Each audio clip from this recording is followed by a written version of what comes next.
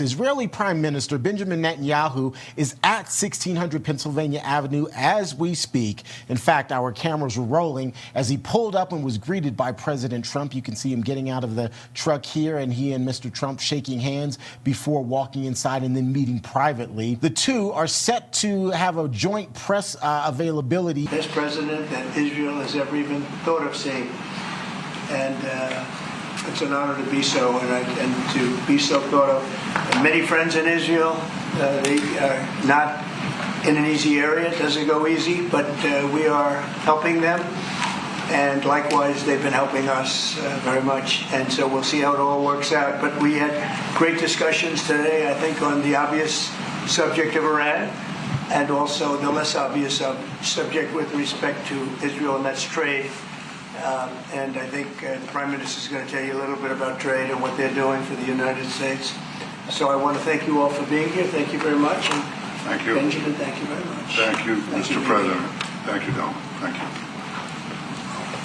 Mr. President, I want to first thank you for inviting me again to the White House. You've been a remarkable friend of the State of Israel. You stand by us. You're standing with us. You are a great champion of our alliance, and you actually do the things that you say you do, and I think that people respect that enormously. I certainly do, and the people of Israel do, and I think the Jewish people do as well. We just saw your representative in the Department of Justice fighting anti-Semitism, standing up for Israel in international forums. I just want you to know from the heart, it's deeply appreciated. As you said, we had the opportunity to talk today about many subjects. First, if I can mention tariffs, it's a subject of some interest today. I can tell you that I said to the President a very simple thing. We will eliminate the trade deficit with the United States. We intend to do it very quickly. We think it's the right thing to do. And we're going to also eliminate trade barriers. Variety of trade barriers that have been put up unnecessarily, and I think Israel can serve as a model for many countries who ought to do the same. I recognize the position of the United States. It says, we're allowing other countries to put tariffs on us, but we don't put tariffs on them. And I'm a free trade champion, and free trade has to be fair trade. And I think that's basically the position that you have put forward, Mr. President. We are going to eliminate the tariffs, and rapidly. I had the opportunity to speak to Secretary Lutnick yesterday. We talked about how we could affect this quickly, and I hope to bring the solution very quickly. We're not talking about intentions. We're not talking about just words. We're talking about results. And those results are going to come. That's the first. Thank you very much. It's very nice. Thank you. Thank you. Mr. President, what about the hostages deal? Well, what about the hostages? I didn't finish. Okay. I didn't begin. We spoke about not only the hostages, but about Gaza. The hostages obviously is a human story of just unbearable agony. I speak to the families. I spoke to them yesterday.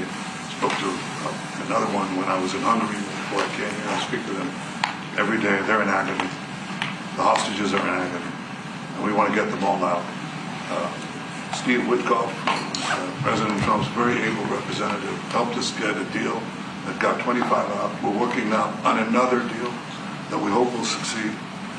And we're committed to getting all the hostages out, but also eliminating the evil tyranny of Hamas in Gaza, and enabling the people of Gaza to freely make a choice to go wherever they want. I mean, they should have that choice.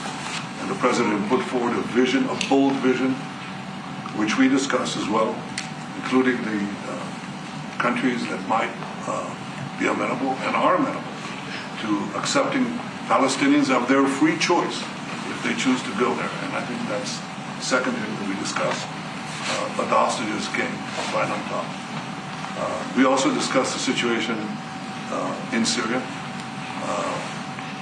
We've had neighborly relations with Turkey that have deteriorated, and we don't want to see Syria being used by anyone, including Turkey, as a base for attacking Israel. Turkey is a country that has a great relationship with the United States. The president has a relationship with the leader of Turkey.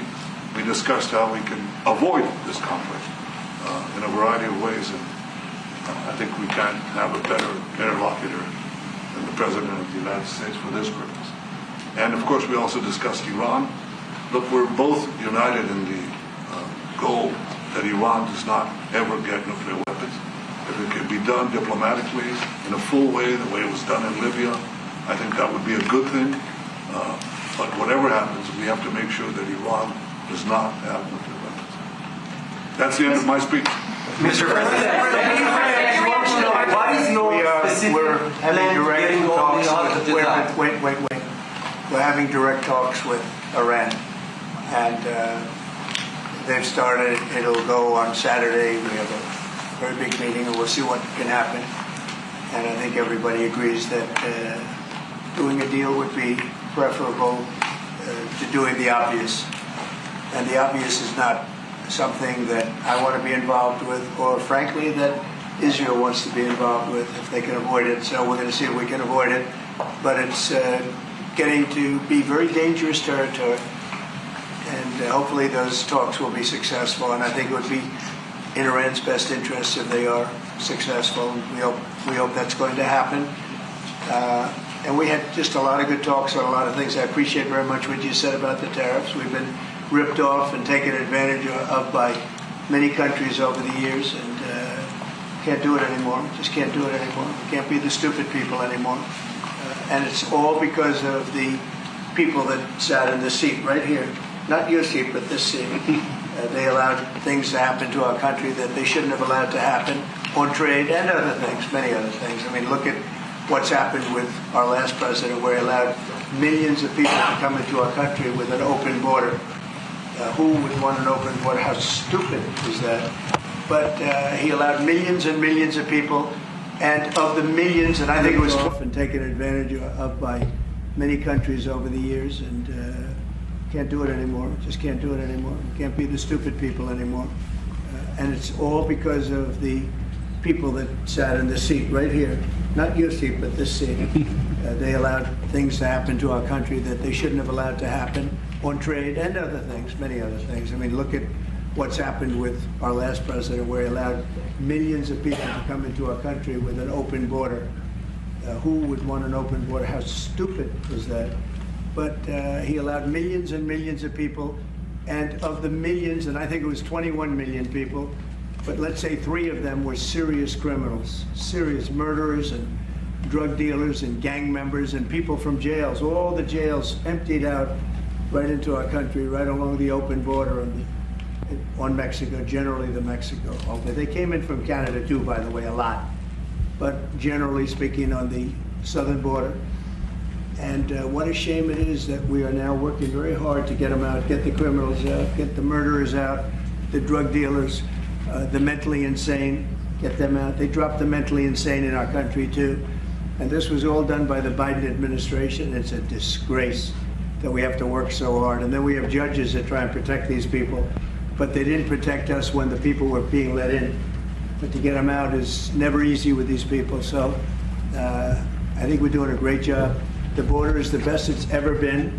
It's even as strong as it was. I had a great, solid border. I think it might even be tougher right now and stronger. So people are coming into our country, but they're coming in legally. We have a legal process, and we have that moving along properly, because we need people to come into our country, but we want people that can love our country and cherish our country. So that's where we are. And with that, any questions? Mr. President, the European Union back into the markets today, and would you be open to a pause in tariffs to allow for negotiations? Well, we're not looking at that. We have many, many countries that are coming to negotiate deals with us, and they're going to be fair deals. And in certain cases, they're going to be paying substantial tariffs. There'll be fair deals. As you know, I spoke this morning with the Prime Minister of Japan, and we had a very good conversation. They're coming. And I said, one thing, you're going to have to open up your country, because we sold no cars, like 0 cars in Japan, and they sold millions of cars into our country. They don't really take our agriculture, a little bit of it just to keep us slightly happy, but they don't take what they're supposed to be taking. So we have a great relationship with Japan. We're going to keep it that way, but they're coming in to meet, and other countries are coming in. With China, as you know, against my statement, they put a 34% tariff on above what their ridiculous tariffs were already. And I said, if that tariff isn't removed by tomorrow at 12 o'clock, we're putting a 50% tariff on above the tariffs that we put on. So they've gone for years. They've become a rich country because of people, again, that were in the White House that allowed this to happen. Hundreds of billions of dollars a year they'd make on us on trade, and it shouldn't be that way. And I have a great relationship with President Xi. I hope it's going to stay that way. I have great respect for China. But they can't do this. We're going to have one shot at this, and no other president's going to do this, what I'm doing. And I'll tell you what, it's an honor to do it because we have been just destroyed, what they've done to our system. You know, we have $36 trillion of debt for a reason. And the reason is that people allowed it to get that way. So we'll be talking to China. We'll be talking to a lot of different countries. And I think, you know, if we can make a really fair deal and a good deal for the United States, not a good deal for others. This is America first. It's now America first. And we didn't put America first. We put America last. The people that were in the Oval Office put America last, and we're not going to stand for it. Yeah.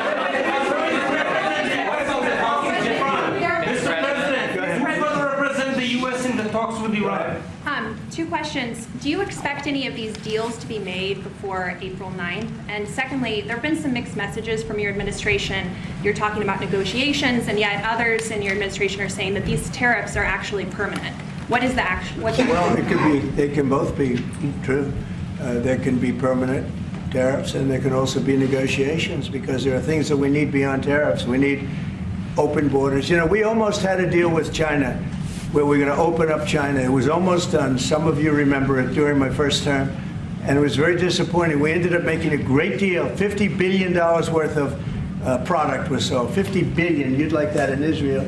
And I made that deal, but it wasn't the deal that I wanted. It was the deal that I wanted was that, plus they were going to open up China so that our companies could go into China and compete with other countries and China for the, you know, for a large number of people.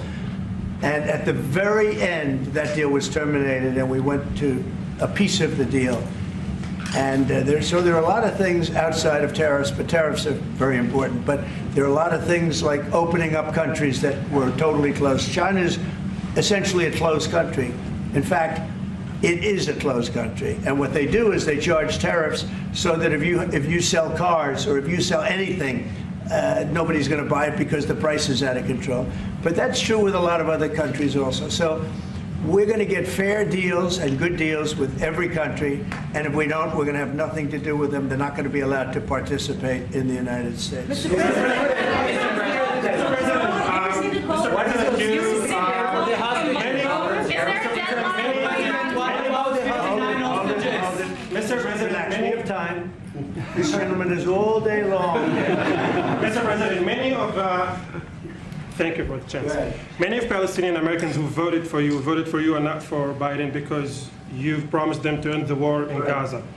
Very honored by that vote, too. The war is still going on and there's no hostage deal. Do you have any update on that?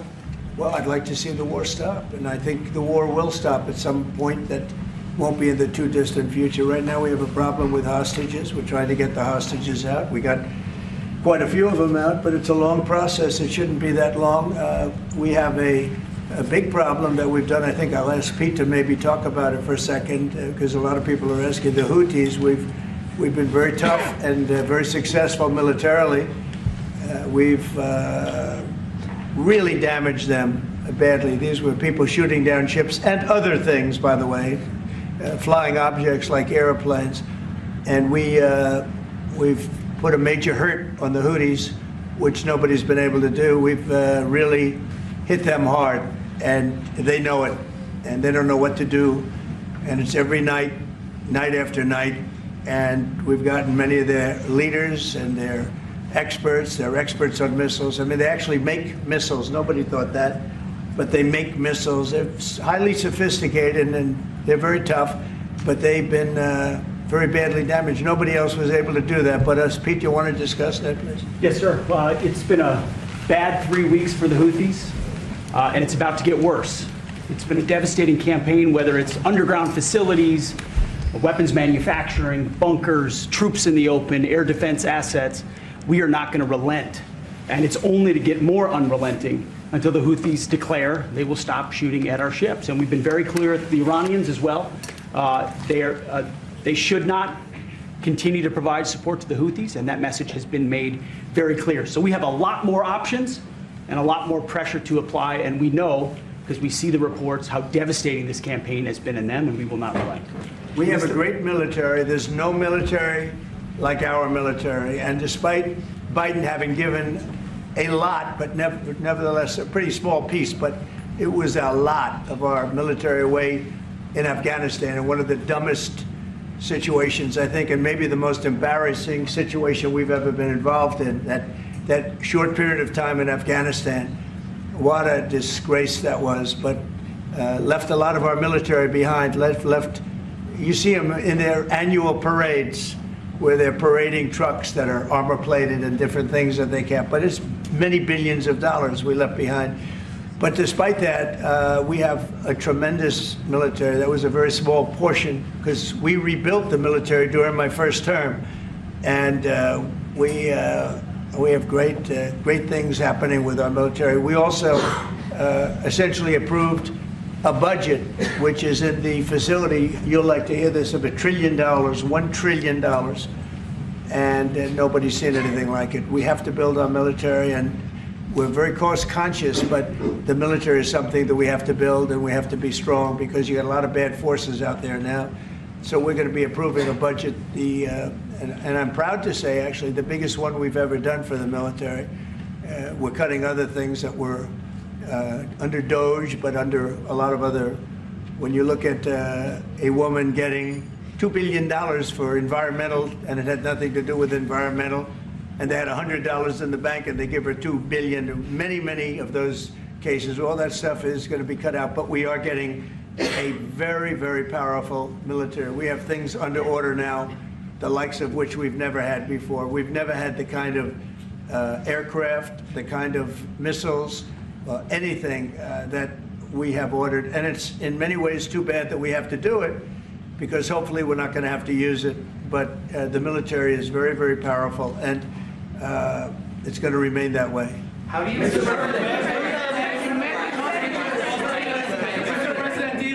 Yes, please. Thank you, Mr. President. I want to ask you about Iran, because this is the first time we hear that the U.S. is having a direct contact with the Iranians. Is it possible to give us some more information at what level the U.S. is represented? High level, very high level. And we're dealing with the Iranians. We have a very big meeting on Saturday, and we're dealing with them directly. You know, a lot of people say, oh, maybe you're going through surrogates or you're not dealing directly, you're dealing through other countries. No, we're dealing with them directly, and maybe a deal is going to be made. That would be great. It'll be really great for Iran, I can tell you that. But hopefully, we're not going to have to get into that. We are meeting very importantly on Saturday at almost the highest level, and we'll see how it works out. Please. How do you ensure, Mr. President, that these tariffs don't drive U.S. trading partners into the hands of the Chinese? I'm not worried about it. I'm not worried about it. If they want to be in the hands of the U.S., they don't want to be in the hands of the Chinese. And the Chinese have turned out to be really not very good at that. People that are with us, they're with us. But we cannot be taken advantage of any longer. I used to watch these deals for years. I've been talking about it for years. You know, I've been talking about it for 35 years, how our country is being ripped off. I mean, 30 years ago it was Japan, then it was something else, then it was another group, then it was China. China's doing the best job of it, frankly. And it's just not going to happen, not going to happen. And then Mr. President, you said it may the EU take... has said that they have offered 0 for 0 tariffs on cars and industrial goods. Is that not enough? Well, the EU, no, it's not. The EU has been very tough over the years. I always say it was formed to really do damage to the United States in trade. That's the reason it was formed. It was formed with all of the countries from Europe, I guess most of them, not all of them, but most of them. And they formed together to create a little bit of a monopoly situation, to create a unified force against the United States for trade. So they have NATO, which is largely the same countries, and they took advantage of us dollar-wise and militarily until I got there. You know, I was able to get $600 billion from NATO, where they paid NATO because most of these nations weren't even paying. We were paying for NATO, so we're paying them to guard them militarily, and they're screwing us on trade. So that's not a good combination. So now it's really turned around. It's the opposite, and the European Union's been very bad to us. They don't take our cars, like Japan in that sense. They don't take our agricultural product. They don't take anything practically. And yet they send millions of cars in a year, Mercedes-Benz, Volkswagen, BMWs. They're sending millions and millions of cars into the U.S., but we don't have a car that's been sold to the European Union or other places, but let's go for the European Union. And it's not going to be that way. It's got to be fair and reciprocal. It's got to be fair. It's not fair. We have a deficit with the European Union of $350 billion. And it's going to disappear fast. And one of the reasons and one of the ways that that can disappear easily and quickly is they're going to have to buy our energy from us because they need it. They're going to have to buy it from us. They can buy it. We can knock off $350 billion in 1 week. They have to buy and commit to buy a like amount of energy. And we have that. You know, we have more energy than any country in the world. I don't know if you know that. He knows everything, but the one thing he may not know, we have more energy than any country in the world. We have more of every kind of energy, every form of energy, from oil and gas to coal. And people talk about, I call it beautiful, clean coal. As you know, Germany is opening up a coal plant a week. They tried the windmills and it didn't work. They tried all the other solutions and they were ready to go out of business. Now they're doing a coal plant a week. China is now up to 2 coal plants. They're opening 2 major coal plants every single week in China, all over China, and then we're not allowed to use coal. Well, we have clean, beautiful coal more than anybody else. We have oil and gas more than anybody else. We have the most energy of any country in the world, including Saudi Arabia, including everybody, by a lot. And I took it to number 1. We were number 3, and I took it to number 1 during my administration. And the reason that we were hurt so badly and the reason that we went into such incredible inflation during Biden is energy. It was also their bad spending, but energy, because they played around with this incredible thing that we had built, this administration had built, and the energy costs went through the roof. And when that went up, everything else followed. Now, if you look at what's happening, you got to see this today. I said we're going to try and get groceries down, right? An old-fashioned term, but a beautiful term. Eggs.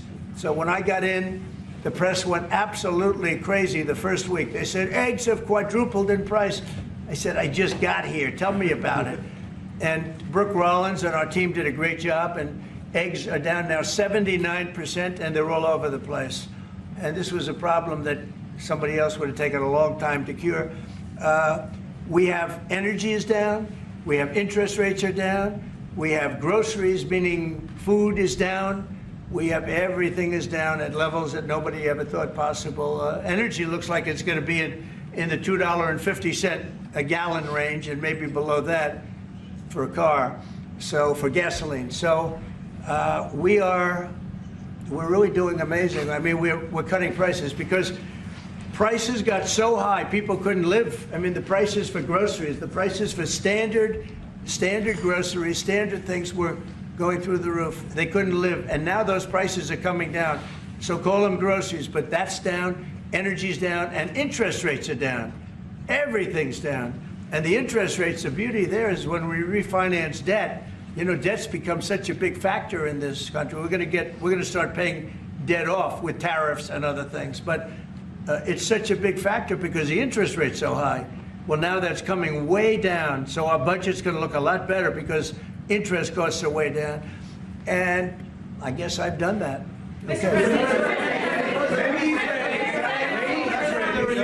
Many Israelis are watching you now on live show. Good. What is your specific way of getting the hostages out from the horrific captivity? We are trying very hard to get the hostages out.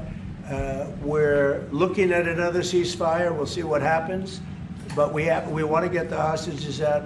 The Israeli people want the hostages out more than anything. They want the hostages out. This man is working very hard with us to do that. I mean, I don't know. I hope he's being appreciated because he's been a great leader. He's working very, very hard on the hostages and many other things. And there are plenty of things you have to work on. It's a tough place in the world, isn't it? I have a good partner. Yeah, you do have a good partner, and so do we.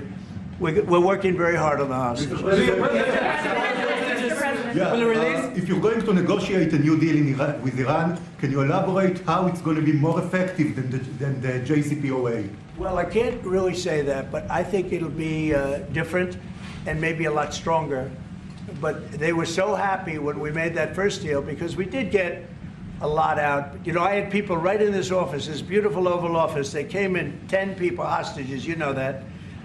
And I said to them, so how was it? And the stories they told me, I mean, as an example, I said to them, was there any sign of love? You were there, 10 people. It's only 10, but it's pretty representative. Did the Hamas show any signs of, like, help or liking you? Did they wink at you? Did they give you a piece of bread extra? Did they give you a meal on the side, like, you know, you think of doing? Like what happened in Germany, what happened elsewhere. People would try and help people that were in unbelievable distress. They said no. I said, all of them. I said, did they ever wink at you like, you'll be okay, you're going to be okay? No, they didn't do that. They'd slap us. The hatred is unbelievable. And the lives, you know, they lived in a pipe, not really a tunnel, it was a pipe. And they always thought they were suffocating, they were going to suffocate. And then they'd open up the pipe, and it was like 3.5 feet high. This isn't, you know, we hear tunnel is bad, but pipes are worse. And the stories I heard were incredible. But I just said, was there any sign of potential love or affection? And there were none whatsoever. It was amazing to me. There was nothing like, here, take this, it's a little extra meal or something. They lived like hell. I don't know. They seemed to be, they were amazing to me because they seemed to be pretty normal. They weren't scarred, but I guarantee underneath they have to be scarred. And one was there for 356 days. Another was there for about 180 days, you know, a long time. These are people that have been really, really horribly treated. I've never seen anything like it, actually. I was very surprised to hear the answer. Thank you, Mr. President. Are there 2 or 3 countries that are on your list that you feel are farther along in getting their tariffs lowered? I think there are many that want to get rid of tariffs right now. European Union, I mean, as badly as they've treated us, they've brought their car tariffs essentially off. I guess they brought it down to 2.5, and I hear maybe to nothing. But it's not only tariffs, it's non-monetary tariffs. It's tariffs where they put things on that make it impossible for you to sell a car. It's not a money thing. They make it so difficult, the standards and the tests. They drop a bowling ball on the top of your car from 20 feet up in the air, and if there's a little dent, they say, no, I'm sorry, your car doesn't qualify. When the same car from Germany or anything would dent likewise, unless you can have an army tank, it's going to dent. So they come up with rules and regulations that are just designed for one reason, that you can't sell your product in those countries, and we're not going to let that happen. Those are called non-monetary barriers. They make barriers that are so tough that it's impossible to qualify. So tariffs are a big part of it, but there's another big part of it, and that's barriers. They also do something else. They manipulate their currency, and they drive it down. They want to drive it. They want to have low currencies. You know, it sounds better to have a high currency, a strong dollar or whatever, but they bring their currency down, and when it competes with our currency, it's very hard to sell a tractor. It's very hard to sell product because their currency is low and ours is much higher relatively. And so it makes it very hard. I speak to a lot of companies that do business, tractor companies, and they say it's so hard to sell because what they've done is they've lowered the yen or they've lowered the yuan or they've lowered their currency, so that it's very hard to compete. We don't want that either. So we have a lot of things that we're talking about, but we're going to fix it properly, and it's going to be fair to everybody. And in the end, I think we're going to have a world that does a lot better, you know. But they have to respect the United States, and nobody but me would do this. Nobody but me would do this. You know, it would be nice to serve a nice, easy term, but we have an opportunity to change the fabric of our country. We have an opportunity to reset the table on trade. We lose billions of dollars. We lose close to $2 trillion a year on trade. We lose $1 trillion a year to China. $1 trillion. We lose hundreds of billions of dollars a year on trade to China. We lose hundreds of billions of dollars overall, probably close to $2 trillion. Why would we do that? Number one, why would we do that? And then you have to say, is it sustainable? Then you hear about all of the people that say, well, deficits. If we have a deficit with the country, or if the country has a big surplus with us, like China has a massive surplus that they take and they spend on their military. Well, we don't want that. I don't want them to take $500, $600 billion a year and spend it on their military. I don't want them spending money on their military. And I shouldn't have to spend money. We shouldn't have to spend it either. Because, you know, hopefully, and I said this to President Xi, hopefully it's money that we're never going to use. In other words, because we're not going to use those incredible weapons that we have and that they have.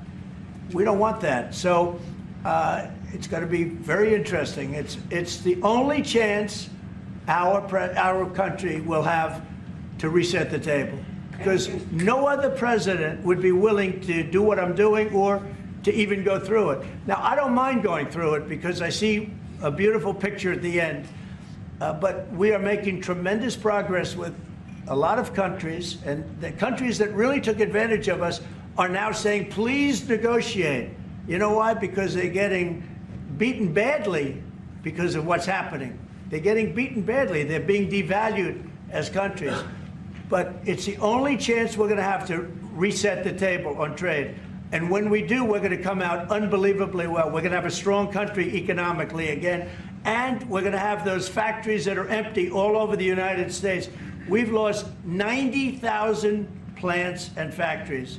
Think of this, 90,000, you wouldn't think it's possible. 90,000 plants and factories since NAFTA, which was, by the way, the worst trade deal ever developed, ever had by any country anywhere, NAFTA. And I terminated NAFTA. Everybody said it would be impossible. And I terminated it through Congress. We terminated it. You had to get it through Congress. It was a trap. It was a horrible thing, and we got it done.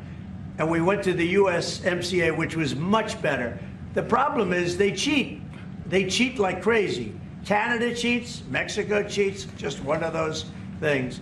But we are resetting a table, and we're going to have great trade, and we're going to have a very strong country. Our country is going to be at a level that has maybe never been, or maybe, you know, our country was the strongest, believe it or not, from 1870 to 1913. You know why? It was all tariff-based. We had no income tax. Then in 1913, some genius came up with the idea of let's charge the people of our country, not foreign countries that are ripping off our country. And the country was never that kind of wealth. We had so much wealth, we didn't know what to do with our money. We had meetings, we had committees, and these committees worked tirelessly to study one subject. We have so much money. What are we going to do with it? Who are we going to give it to? And I hope we're going to be in that position again. Mr. President, do you plan to reduce the tariffs that your government put on Israeli goods, 17%? On where? On Israeli goods, the 17%. Do you plan Well, to we're reduce talking it? about a whole new trade. Maybe not.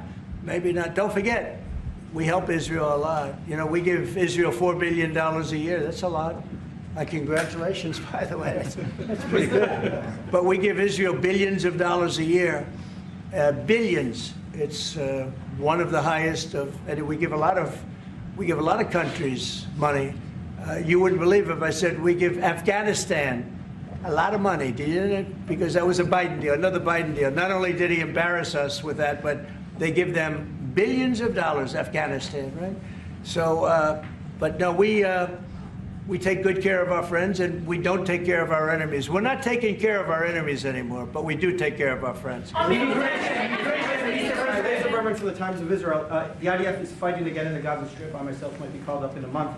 Do you think that's the way to pressure Hamas to get to a deal? And do you think blocking humanitarian aid is also an effective pressure tactic? Well, you know how I feel about the Gaza Strip. I think it's an incredible piece of important real estate, and I think it's something that we would be involved in, but having a peace force like the United States there, controlling and owning the Gaza Strip would be a good thing.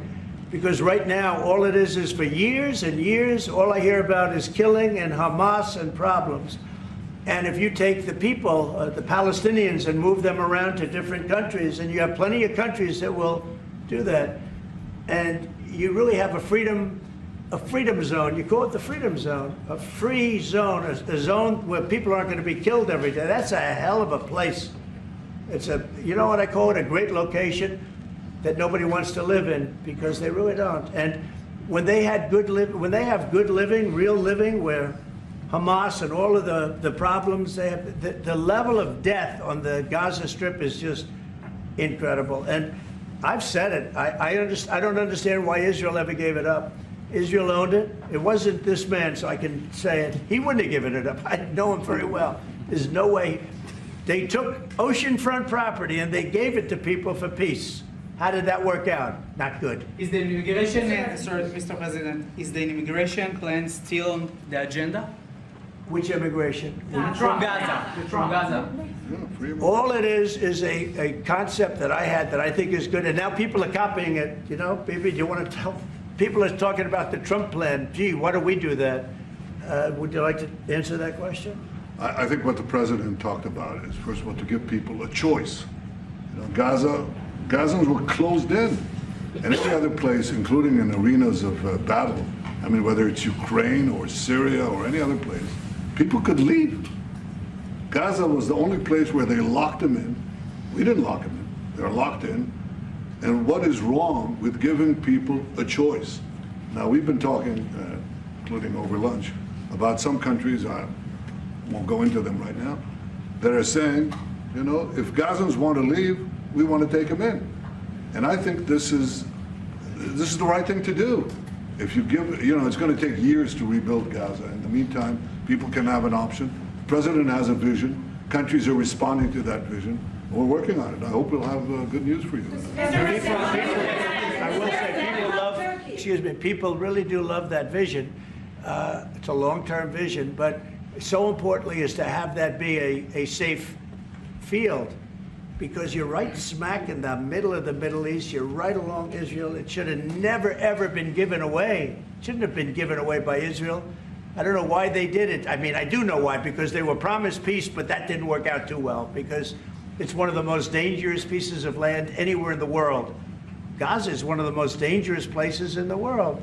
So they gave it away for good intention, and it didn't work out that way. And a lot of people like my concept, but you know, there are other concepts that I like too. And there are some concepts I don't like. You know what I don't like? The way it is now. Because right now it's a dangerous death trap, Gaza. Yeah. Thank you, sir. Can you talk a little bit about your potential meeting with Vladimir Putin? Do you still plan to meet with him? Could that happen in Saudi Arabia? And maybe you could elaborate as well a little bit on not providing tariffs on Russia, sir.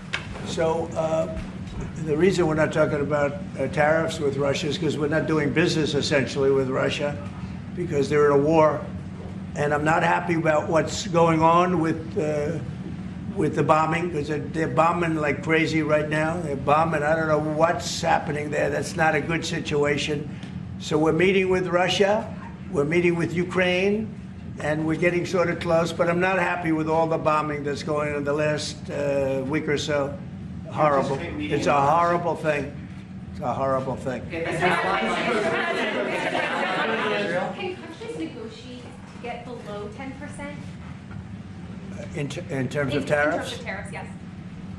Look, we've been ripped off and taken advantage of for 40, 50, 60 years. And the reason we got ripped off and the way they did it was tariffs. they would charge tariffs, massive numbers of dollars.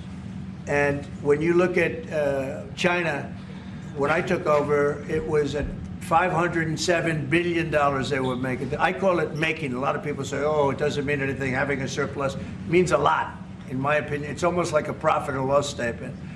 And when I took over, it was $507 billion that China was, this is originally, first term. And we were very, very tough on them because they were taking that money and they were building a military with it. Then when Biden came in, he let him get away with murder. He had no idea. I'll tell you what, that man had no idea what was happening, whether it was the border or China or anything else.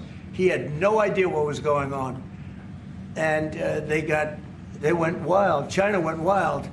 And the money they make is ridiculous, okay? It's just not going to happen.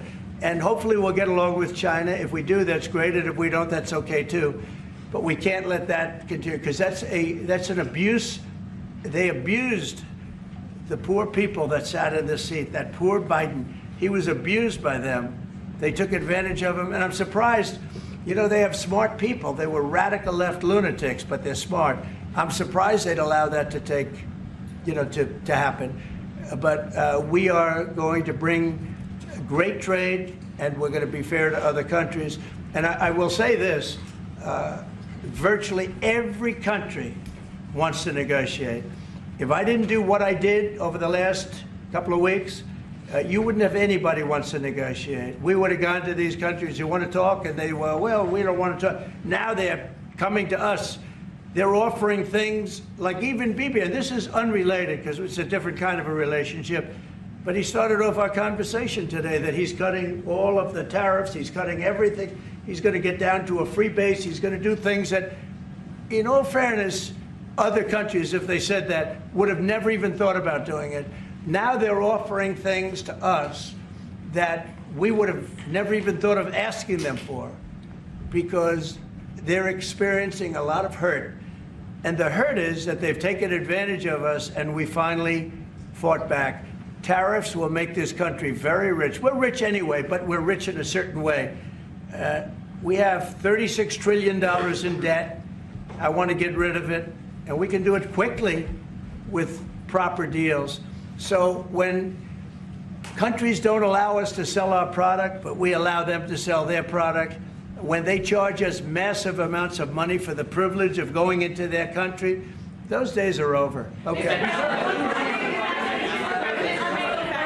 Yeah, go ahead. Me? Sir? Me? Yeah. Thank you, Mr. President. On Iran, two questions, please. First, if you can give us more details about where the meeting on Saturday is going to take place. I can't tell you that. I can just tell you there's a major meeting going on between us and Iran, and that'll take place on Saturday, and it's at top level. And the second question about this. A lot of people think that those talks are not going to lead anywhere because the Iranians will never give up. Sure. I think that's a possibility, too. If diplomacy fails, is the United States, under your leadership, ready to take military action to destroy the Iranian nuclear program and remove this threat? I think if the talks aren't successful with Iran, I think Iran is going to be in great danger. And I hate to say it, great danger, because they can't have a nuclear weapon. So is that a yes? You know, it's not a complicated formula. Iran cannot have a nuclear weapon. That's all there is. So Can't have it. Right now we have countries that have nuclear power that shouldn't have it, but I'm sure we'll be able to negotiate out of that too as part of this later on down the line. But Iran cannot have a nuclear weapon. And if the talks aren't successful, I actually think it'll be a very bad day for Iran if that's the case. Yeah. Mr. President, on manufacturing, Mr. President. Mr. President, was October 7th the death blow of the two-state solution, and would you consider classifying the Palestinian authorities as a terrorist organization for its continued pay-for-slay terror financing payments? So October 7th was a horrible day that some people, they deny it. Now, I can't believe they deny it from the standpoint of it. They do it because they think it's good politically. But I've seen the tapes. I've seen things that you don't want to see. October 7th was a horrible day, and it will go down as one of the really bad days in the history of the world. It was a horrible, horrible thing that happened. And they grabbed some of these people. I'll give you an example. When I was with the 10 hostages a few weeks ago, I said, so how many are there? 59. I said, oh, so 59, so we can get 59. They sort of knew the territory pretty good. And I said, how are they doing? They said, well, only 24 are living, the rest are dead. And these are young people largely. Young people don't die. You know, young people have an amazing ability to live. They can live through horrible things. But these are young people. And when they said that 24 are living and the rest are dead. And, you know, I've had parents come up, Israeli parents, largely. We have some Americans, and I guess we have one left, Alex. We have the one left. But I've had Israeli parents come up to me at events and say, my son is there. I said, well, how's he doing? Well, he's dead. But would you do me the biggest favor ever? Could you bring his body back home? They talked about a young dead boy and a young dead girl like they were living. And that could have something to do with religion. That could have something to do with, I guess maybe any parent would be, but I was surprised. And they said, sir, my son is dead. It is just as important to bring that body back home. I asked that question as if he were alive. So you have a lot of them dead, and we'll be able to bring them back. But it's a horrible thing that's happened.